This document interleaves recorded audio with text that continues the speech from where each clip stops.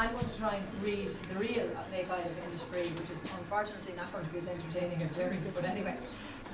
This is a great poem about escapism, and I teach this poem to Leaving Cert students, and it's probably the only Yeats poem they actually like, because it's the only one they can identify with. As we know, most of Yeats' material is all about immortality and about mortality and about old age, and they can't identify with it whatsoever.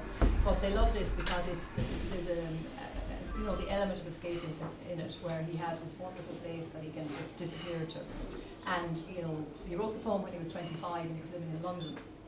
And in relation to the poem, like, it's so well written, it's beautiful, simple imagery, and you'll see the colour coming through it. And a very good technical device that he uses in it, and I suppose the teacher coming out to me, is that he puts together repetition and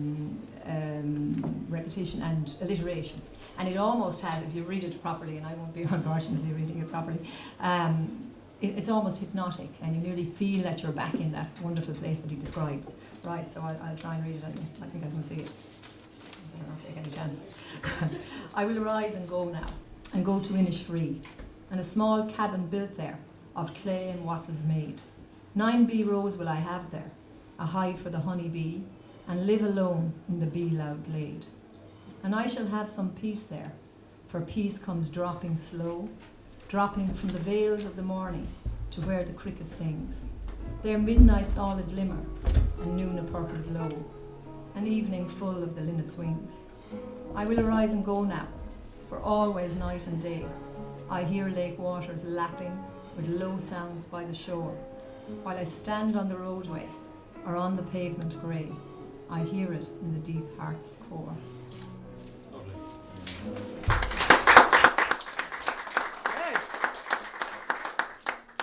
The second poem I'd like to read is The Wild Swans of Cool, and I suppose a lot of you know this poem. And again, it's about two basic things. It's about the swans first, and Yeats is depressed when he wrote this poem because he was he looked at the swans and he compared himself to the swans and saw such a difference. Like, the swans were beautiful, he was aging. The swans were full of energy and passion, and he felt he was 51 when he wrote the poem, and he felt that his life was leaving him behind. And you can see, some lines in the poem there where he says, "Trod with a lighter tread." You'll see the kind of depression coming out in it. And the other thing about the swans is that, he was very conscious of his own immortality, because he talks about the swans circling in rings, and the ring is a symbol of immortality. And of course it's also about Malgon, because the swans mate for life. And he talks how many swans, there's 9 and 50 swans, so he's the odd one out. And he envies the fact that the swans don't have, that unlike the swans, he doesn't have a mate. And interestingly, he proposed to Malgon 4 times, so he was a man that didn't take no for an answer. And then when he was in the 50s, he decided that he'd get married because he wanted to have a child. And I suppose he felt he had to be married, I don't know. But at that stage then, he actually proposed to Iseult, Maud's daughter. She was only 21. She also refused him. So that must be a record. Anyway, right, Lake Isle, the Wild Swans of Cool. The trees are in their autumn beauty. The woodland paths are dry. Under the October twilight, the water mirrors the still sky. Upon the brimming water, among the stones, are 9 and 50 swans. The 19th autumn has come upon me since I first made my count. I saw, before I had well finished, all suddenly mount and scatter, wheeling in great broken wings upon their clamorous wings. I've looked upon those brilliant creatures, and now my heart is sore. All's changed since I, hearing at twilight, the first time on this shore, the bell beat of their wings above my head, trod with a lighter tread.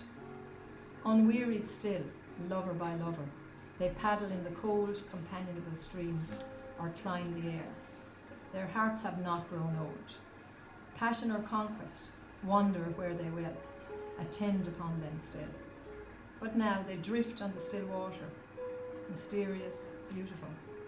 Among what rushes will they build? By what lake's edge or pool delight men's eyes? And I awake someday to find they have flown away.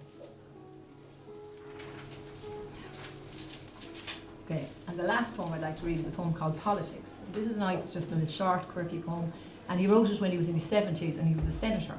And he probably should have been concentrating on the affairs of the state, but he wasn't able. at the time. And it really is, I suppose, a poem that a lot of maybe older men can identify with, I don't know.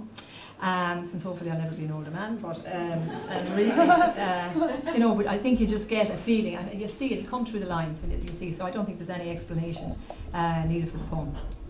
How can I, that girl standing there, my attention fix on Roman or on Russian or on Spanish politics? Yet here's a travelled man that knows what he talks about, and there's a politician that has both read and thought. And maybe what they say is true, of war and war's alarms. But oh, that I was young again and held her in my arms.